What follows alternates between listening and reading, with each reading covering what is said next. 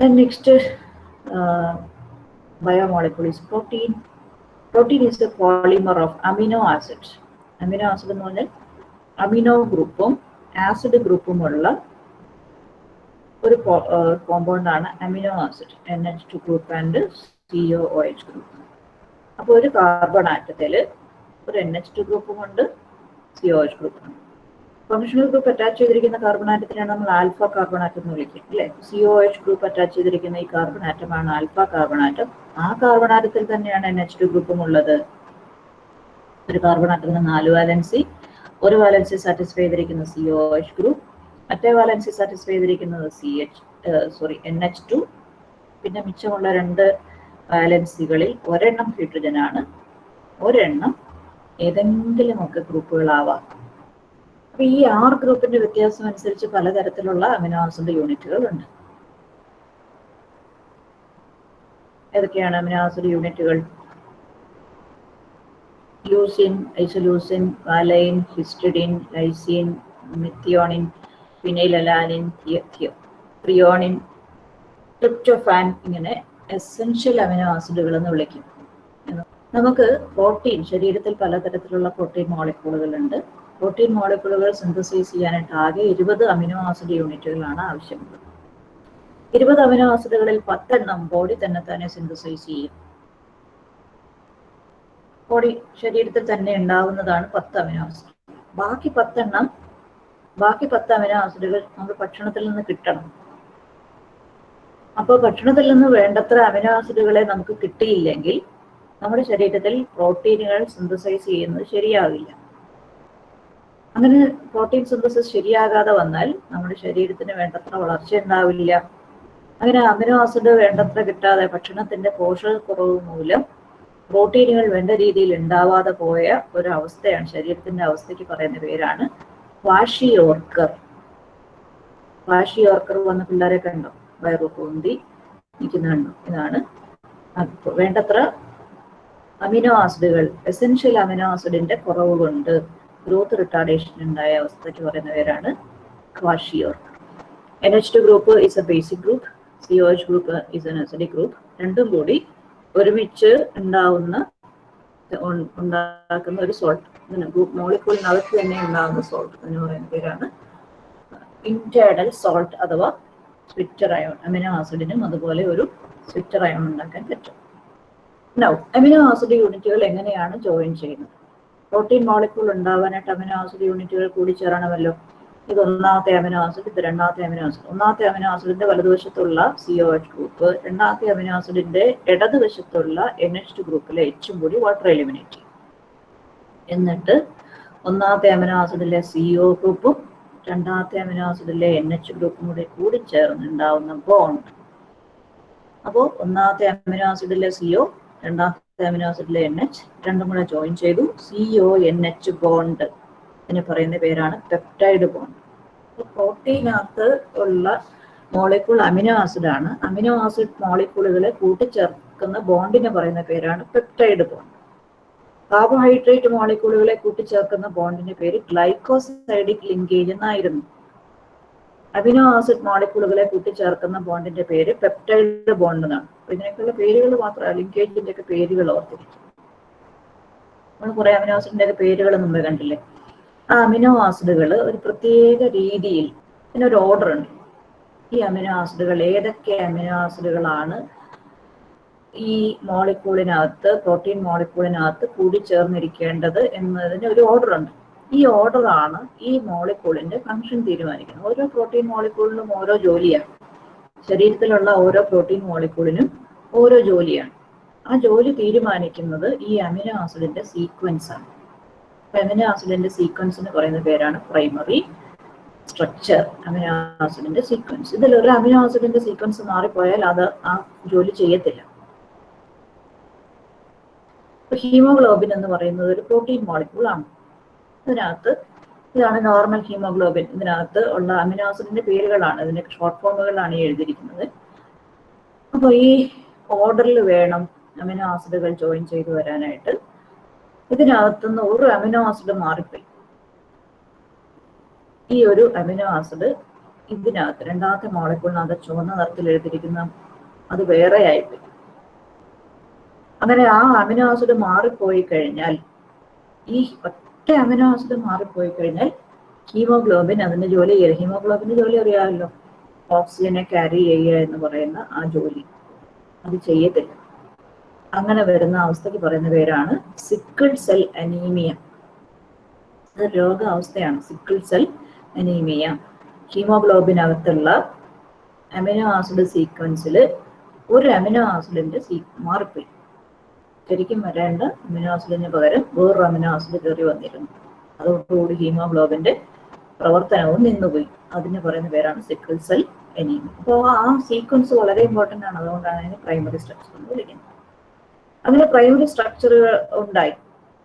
Amino ആസിഡുകൾ join ചെയ്ത് ഒരു വലിയ ഒരു പോളിമർ ഉണ്ടായി. അതിനെ വിളിക്കുന്ന പേര് പോളിപെപ്റ്റൈഡ് എന്നാണ്. പെപ്റ്റൈഡ് ബോണ്ട് വഴി അമിനോ ആസിഡുകൾ ജോയിൻ ചെയ്തുണ്ടായ പോളിമറിനെ വിളിക്കുന്ന പേര് പോളിപെപ്റ്റൈഡ്. പോളിപെപ്റ്റൈഡിന് വളരെ നീളമാണുള്ളതെങ്കിൽ, ഒത്തിരി നീളമുള്ള ഒരു പോളിപെപ്റ്റൈഡ്, അപ്പൊ നമുക്ക് ഒത്തിരി നീളമുള്ള കയറോ അല്ലെങ്കിൽ ഓസ് ഇങ്ങനെയുള്ള ഒത്തിരി നീളമുള്ള സാധനം നമ്മൾ എന്താ ചെയ്യുക? നമ്മൾ ചുരുട്ടി വെക്കും അല്ലെ എന്ന് പറയുന്ന പോലെ ഈ പോളിപെപ്റ്റൈഡിന് ഒത്തിരി നീളം ഉണ്ടെങ്കിൽ അത് ചുരുട്ടുന്നതിനൊരു രീതിയുണ്ട്. ക്ലോക്ക് വൈസ്, അതായത് റിബൺ എടുത്തിട്ട് ആ റിബണിനകത്തൂടി നമ്മളൊരു കമ്പോ വല്ലതും നീട്ടിയിട്ട് ആ റിബൺ വലതുവശത്തേക്ക് കറക്കി നോക്കുക. അപ്പൊ കറങ്ങി വരുമ്പോൾ ആ റിബണിന്റെ ഒരു ഷേപ്പില്ലേ, നിങ്ങൾ സങ്കല്പിച്ചാൽ മതി. റിബൺ എടുക്കുക, റിബണിന്റെ ഒരു കമ്പ് അതിന് നടുക്കൂടെ പിടിച്ച് റിബണിനെ വലത്തോട്ട് കറക്കുമ്പോൾ നമുക്ക് കിട്ടുന്ന റിബൺ ആണ് ഈ കാണിച്ചിരിക്കുന്ന റിബൺ. ഇതൊരു പോളിപെപ്റ്റൈഡ് ആണ്. ഇതിന്റെ ഷേപ്പ് അല്ലെങ്കിൽ സ്ട്രക്ചർ നമ്മൾ പറയുന്ന ആൽഫ ഹെലിക്സ് എന്നാണ്. Alpha helix. ഇനി നീളം കുറഞ്ഞ പോളിപെപ്റ്റൈഡ് ആണ് നമുക്ക് കിട്ടുന്നതെങ്കിൽ ഒരു പോളിപെപ്റ്റൈഡ് വെച്ചു. അങ്ങനെ പോളിപെപ്റ്റൈഡ് യൂണിറ്റുകൾ സൈഡ്, അതായത് വിറകൊക്കെ ആണെങ്കിൽ നമ്മൾ എന്താ ചെയ്യാം? ചെറിയ നീളം കുറഞ്ഞ സാധനങ്ങളാണെങ്കിൽ നമ്മൾ എന്ത് ചെയ്യും? നീളം കുറഞ്ഞാണെങ്കിൽ അടുത്തടുത്ത് അടുക്കി വെക്കും അല്ലെ. അടുത്തടുത്ത് വെച്ച് കഴിഞ്ഞാൽ നമുക്കൊരു ഷീറ്റ് പോലെ കിട്ടും. അതുകൊണ്ട് നമ്മൾ അതിനെ വിളിക്കുന്നത് ബീറ്റ പ്ലീറ്റഡ് ഷീറ്റ്. ഇതൊരു പോളിപെപ്റ്റൈഡ്, അതിന്റെ അടുത്ത പോളിപെപ്റ്റൈഡ്, അതിനിപ്പുറത്ത് അടുത്ത പോളിപെപ്റ്റൈഡ്, ഇങ്ങനെ വരും. അപ്പൊ അങ്ങനെ അടുക്കി വെച്ചാൽ നമുക്കൊരു ഷീറ്റ് പോലത്തെ സ്ട്രക്ചർ കിട്ടും. അപ്പൊ അങ്ങനെ ഷീറ്റ് കിട്ടിയാൽ അതിന്റെ പേരാണ് ബീറ്റ പ്ലീറ്റഡ് ഷീറ്റ്. ഒരെണ്ണം തന്നെ കോയിൽ ചെയ്ത് നിൽക്കുവാണെങ്കിൽ അതിന്റെ പേരാണ് ആൽഫ ഹെലിക്സ്. ആൽഫ ഹെലിക്സിനകത്ത് ഈ ചുരുൾ അഴിഞ്ഞു പോകാതിരിക്കാൻ വേണ്ടി മോളിക്യൂളിനകത്ത് തന്നെ ഹൈഡ്രജൻ ബോണ്ടിങ് ഉണ്ട്, intra molecular hydrogen bonding. Sheet പിരിഞ്ഞു പോകാതിരിക്കാൻ വേണ്ടി ഒരു പോളിപെപ്റ്റൈഡിനോട് അടുത്ത പോളിപെപ്റ്റൈഡ്, ഒരു മോളിക്യൂൾ ഇത് വേറൊരു മോളിക്യൂൾ, അവർക്കിടയിലുള്ള ഹൈഡ്രജൻ ബോണ്ടിങ് അത് intermolecular hydrogen bonding. Beta പ്ലേറ്റഡിനകത്ത് ഇന്റർ മോളിക്കുലർ ഹൈഡ്രജൻ ബോണ്ടിങ് ആണ്. ആൽഫ ഹെലിക്സിനകത്ത് ഇൻട്രാ മോളിക്കുലർ ഹൈഡ്രജൻ ബോണ്ടിങ് ആണ്. This is secondary structure of protein. Now the tertiary structure. അങ്ങനെ ഉണ്ടായ പോളിപെപ്റ്റൈഡ് എല്ലാം കൂടെ കോയിൽ ചെയ്ത് ചിലപ്പോൾ അത് നല്ല ഉരുണ്ട് പന്ത് പോലെ ഇരിക്കും, ബോൾ ഷേപ്ഡ് ആവും. അങ്ങനെയാണെങ്കിൽ നമ്മൾ അതിനെ ഗ്ലോബുലാർ പ്രോട്ടീൻ എന്ന് വിളിക്കും. ചിലപ്പോൾ അത് നീളത്തിൽ നീഡിൽ പോലെ ഇരിക്കും. നീഡിൽ പോലെ ഇരിക്കുവാണെങ്കിൽ ഫൈബറസ് പ്രോട്ടീൻസ് എന്ന് വിളിക്കും. ഇത് tertiary structure. Primary structure. Primary structure എന്ന് പറയുന്നത് എന്താണ്? അമിനോ ആസിഡുകൾ, ഏതൊക്കെ അമിനോ ആസിഡുകളെയാണ് അറേഞ്ച് ചെയ്ത് വെക്കേണ്ടത് എന്ന് പറയുന്ന പ്രൈമറി സ്ട്രക്ചർ. അത് കഴിഞ്ഞാൽ സെക്കൻഡറി സ്ട്രക്ചർ ആയിട്ടുള്ള alpha helix or beta pleated sheet. അത് കഴിഞ്ഞാൽ ടെർഷ്യറി സ്ട്രക്ചർ ആയിട്ടുള്ള fibrous or globular proteins. Then comes quaternary structure of protein. Primary structure, secondary. പ്രൈമറിക്കകത്ത് അമിനോ ആസിഡുകൾ ഏതൊക്കെ? സെക്കൻഡറിക്കകത്ത് ആൽഫ ഹെലിക്സ് ആണോ ബീറ്റ പ്ലേറ്റഡ് ആണോ? ടെർഷ്യറിക്കകത്ത് ഫൈബറസ് ആണോ ഗ്ലോബുലാർ ആണോ? ഇനി ഫൈബറസ് പ്രോട്ടീനും ഗ്ലോബുലാർ പ്രോട്ടീനും തമ്മിലുള്ള വ്യത്യാസം എന്തൊക്കെയാണ്? ഫൈബറസ് എന്ന് പറഞ്ഞാൽ ഫൈബർ ലൈക്ക്, ഗ്ലോബുലാർ എന്ന് പറഞ്ഞാൽ globe like. 3-dimensional globular structure. Fibrous protein example ആണ് കൊളാജൻ, എലാസ്റ്റിൻസ്, കെരാറ്റിൻ, അതായത് നഖത്തിനകത്തുള്ള മസില്, തലമുടിക്കകത്തുള്ള മസില്, അതുപോലെ മസിലുകൾക്കകത്തൊക്കെ ഉള്ളത് ഫൈബറസ് പ്രോട്ടീനാണ്. ഗ്ലോബുലാർ പ്രോട്ടീൻ ആണ് ഹീമോഗ്ലോബിൻ, ഇമ്മ്യൂണോഗ്ലോബുലിൻ, മയോഗ്ലോബിൻ എന്നൊക്കെ പറയുന്നത് ഗ്ലോബുലാർ പ്രോട്ടീൻസ് ആണ്. എൻസൈമുകളുമൊക്കെ ഗ്ലോബുലാർ പ്രോട്ടീനുകളാണ്. വെള്ളത്തിൽ ഡിസോൾവ് ചെയ്ത് കിടക്കും. ഗ്ലോബുലാർ പ്രോട്ടീൻ ആണെങ്കിൽ, ഫൈബറസ് പ്രോട്ടീൻ ആണെങ്കിൽ വെള്ളത്തിൽ ഡിസോൾവ് ചെയ്തില്ല.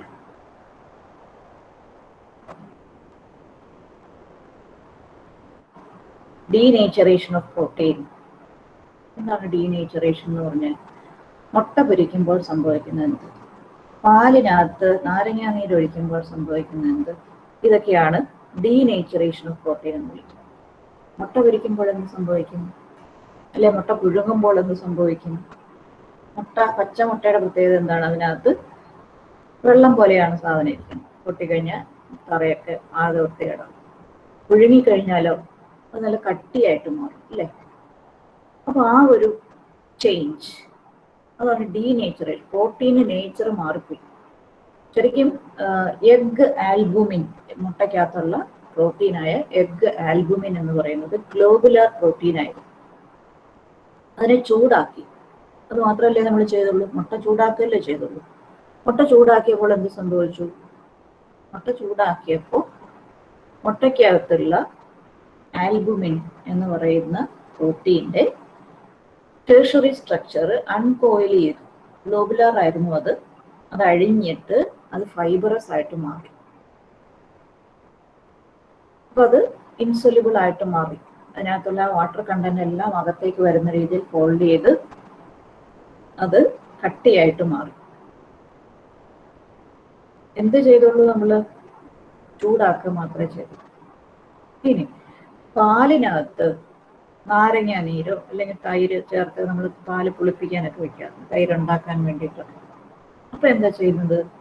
നമ്മൾ ആസിഡ് ആണ് ഈ നാരങ്ങ നീരെന്ന് പറയുന്ന സാധനം, അല്ലെ തൈര് എന്ന് പറയുന്ന സാധനം ആസിഡ് നേച്ചർ ഉള്ളതാണ്.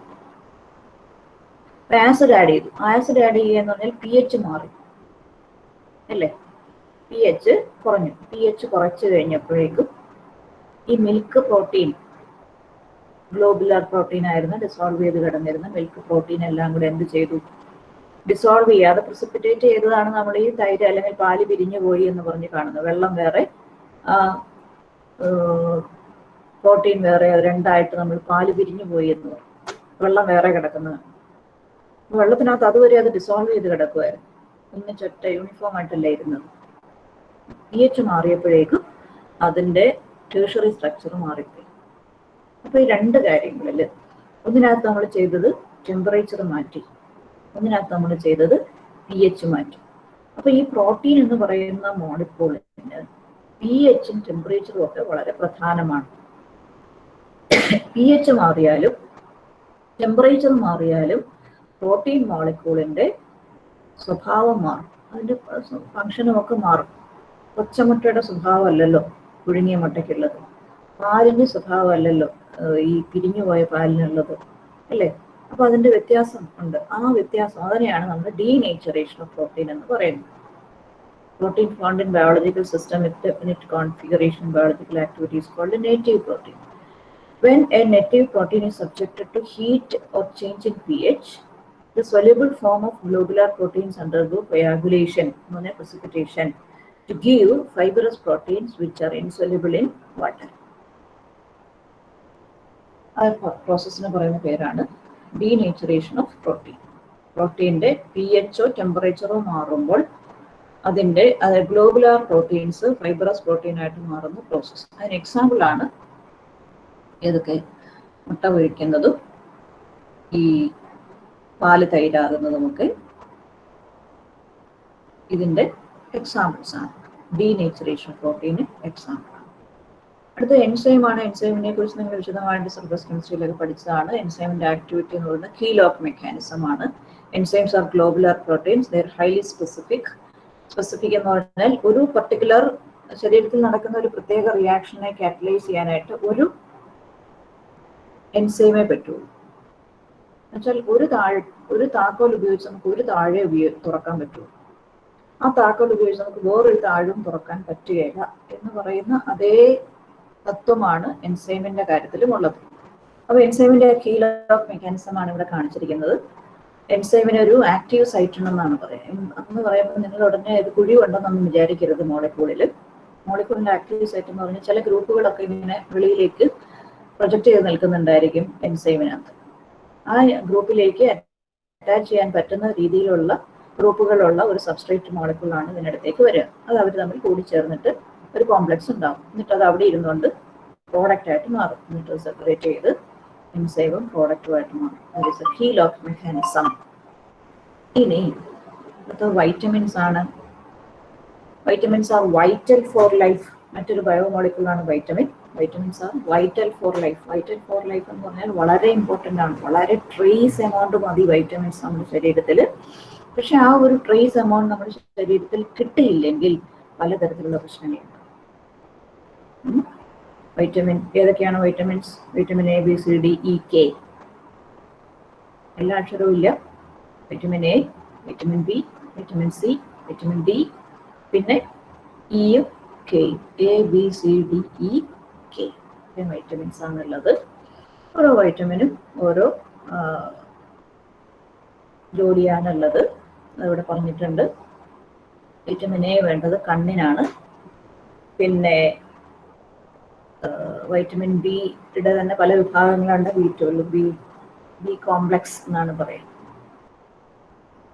പിന്നെ വൈറ്റമിൻ ഡി നിങ്ങൾക്കറിയാം, സൂര്യപ്രകാശത്തിന്റെ സഹായത്തോടുകൂടി സ്കിന്നിലുണ്ടാവുന്ന, ശരീരത്തിലുണ്ടാകുന്ന ഒരേ ഒരു വൈറ്റമിനാണ് വൈറ്റമിൻ ഡി. വേറെ ഒരു വൈറ്റമിനും നമ്മുടെ ശരീരത്തിൽ ഉണ്ടാകുന്നില്ല. ഫുഡിൽ നിന്ന് തന്നെ കിട്ടണം. ശരീരം വൈറ്റമിൻ ഉണ്ടാക്കുന്നില്ല. മറ്റൊന്ന് വൈറ്റമിൻ ഇ ആണ്. ബ്ലഡ് സർക്കുലേഷനൊക്കെ കൂട്ടുന്ന സാധനമാണ് വൈറ്റമിൻ ഇ. വൈറ്റമിൻ കെ എന്ന് പറയുന്നത് ബ്ലീഡിങ്ങിനെ തടയുന്ന, വൈറ്റമിൻ കെ ഇന്റേണൽ ബ്ലീഡിംഗ് ഒക്കെ ഉണ്ടാകാതെയൊക്കെ നോക്കുന്ന സാധനമാണ് വൈറ്റമിൻ കെ. വൈറ്റമിൻസിനെ നമ്മൾ രണ്ടായിട്ട് തിരിച്ചിരിക്കുകയാണ്. ഒന്ന് water soluble vitamins and fat soluble vitamins. Water soluble vitamins and fat soluble vitamins. ഏതൊക്കെയാണ് water soluble vitamins? B and C, B, C. Fat soluble vitamin എന്ന് പറഞ്ഞാൽ vitamin A, B, A, D, E, K. ഡെക്ക എന്ന് ഓർത്തിരുന്നാലും മതി എന്നാണ് പറയുക. ഡെക്ക, ഡി, ഇ, കെ, എ. ഇത് B, C. Vitamin B, C. Vitamin ബിയും വൈറ്റമിൻ സിയും വാട്ടർ സൊല്യൂബിൾ ആണ്. അതുകൊണ്ട് തന്നെ കുഴപ്പം, ഇത് നമ്മുടെ ശരീരത്തിൽ സ്റ്റോർ ചെയ്ത് വെക്കാൻ പറ്റില്ല. വൈറ്റമിൻ ബിയും വൈറ്റമിൻ സിയും ശരീരത്തിൽ സ്റ്റോർ ചെയ്ത് വെക്കാൻ പറ്റില്ല. ശരീരത്തിൽ വെള്ളം ഉണ്ടല്ലോ, വെള്ളത്തിനകത്ത് റിസോൾവ് ചെയ്ത് യൂറിനകത്ത് അത് എക്സ്ക്രീറ്റ് ചെയ്ത് പോകും. അപ്പൊ അതുകൊണ്ട് എപ്പോഴും നമുക്ക് സപ്ലൈ ചെയ്തുകൊണ്ടിരിക്കേണ്ട രണ്ട് വൈറ്റമിൻസ് ആണ് വൈറ്റമിൻ ബിയും വൈറ്റമിൻ സി. എന്നുവെച്ചാൽ ഈ രണ്ട് വൈറ്റമിൻസ് ഉള്ള ഫുഡ് നമ്മൾ എപ്പോഴും കഴിച്ചുകൊണ്ടിരിക്കും. മറ്റേതൊക്കെ വേണമെങ്കിൽ കുറച്ചൊക്കെ കിട്ടിയിട്ടുണ്ടെങ്കിൽ കുറച്ചൊക്കെ ഫാറ്റിനകത്ത് അത് സ്റ്റോർ ചെയ്ത് വെക്കും. ഇവരെ രണ്ടുപേരെയും നമ്മുടെ ശരീരത്തിൽ സ്റ്റോർ ചെയ്യത്തില്ല. ഇനി നോക്കിക്കേ, ഡെഫിഷ്യൻസി. വൈറ്റമിൻ എയുടെ കുറവ് കൊണ്ടുണ്ടാകുന്ന ഒരു അവസ്ഥയാണ് നൈറ്റ് ബ്ലൈൻഡ്നെസ്. ഇരുട്ടത്ത് കണ്ണ് കാണുകയില്ല. അല്ലെങ്കിൽ കണ്ണ് കാണുമോ ഇരുട്ടത്ത്? കുറച്ചൊക്കെ കാണാം അല്ലേ ഇരുട്ടത്ത്. അതായത് മങ്ങിയ വെളിച്ചം വരുമ്പോഴേക്കും ഒട്ടും കണ്ണ് കാണാൻ മേലാത്ത അവസ്ഥയ്ക്ക് പറയുന്ന പേരാണ് നൈറ്റ് ബ്ലൈൻഡ്നെസ്. അപ്പോൾ കണ്ണിന്റെ കാഴ്ചയ്ക്ക് വൈറ്റമിൻ എ ആവശ്യമാണ്. വൈറ്റമിൻ ബിയുടെ ഡെഫിഷ്യൻസി കൊണ്ടുണ്ടാകുന്ന ഒരു അസുഖത്തിന്റെ പേരാണ് ബെറിബെറി. വൈറ്റമിൻ സിയുടെ ഡെഫിഷ്യൻസി കൊണ്ടുണ്ടാകുന്ന ഡിസീസിന്റെ പേരാണ് സ്കർവി. പല്ലിൽ മോണയിലെ കൂടെ ബ്ലഡ് വരുന്ന ഒരവസ്ഥ. വൈറ്റമിൻ ഡിയുടെ ഡെഫിഷ്യൻസി ഡിസീസാണ് റിക്കറ്റ്സ്. കാലിലെ എല്ലൊക്കെ വളഞ്ഞു പോകുന്ന ഒരു അവസ്ഥ. വൈറ്റമിൻ കെയുടെ കുറവ് കൊണ്ടുണ്ട് വരുന്നതാണ് ഹെമറേജ്. ബ്ലഡ് ക്ലോട്ടിങ് ഉണ്ടാകാതെ നോക്കുന്നതെന്ന് പറഞ്ഞില്ല. അപ്പൊ ക്ലോട്ട് ചെയ്തിട്ട് പെട്ടെന്ന്